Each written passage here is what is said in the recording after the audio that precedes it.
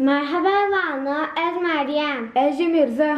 ایرو که کمل میرزا و جمره چیرو که طبیعتی توبش کی بخوینه کامل گهداری بکن Tabiatê topişkê. Carekî topişkek hatiye ber devê çemekê û xwestiye derbasê aliyê din bibe. Lewra li aliyê din eqrebeyên wî hebûne.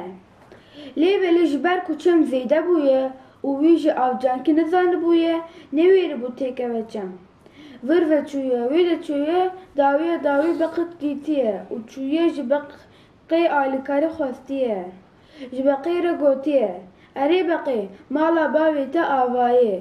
Tu nizanî ka min çi qasî bêriya dê û bavan kiriye, ji kerema xwe min derbasê hêladinê bike. Beqê jî gotiye: Baş e, ez ê te derbasê hêladin bikim, lê divê tu bi min venedî. Topişkî soz dayê û li pişta beqê siwar bûye. Beqê ew heta nava avî biriye. Li wir topişkê xwe negirtiye û bi beqê ve vedaye. Dema beq pê hesiyaye ku topişkî pê vedaye, wiha gotiye: Ma tu nabînî em di nava avê de ne. Wexta ez bimirim tê jî bixeniqî. Te ji bo çi werê kir? Ma zikê te bi te jî neşewitî.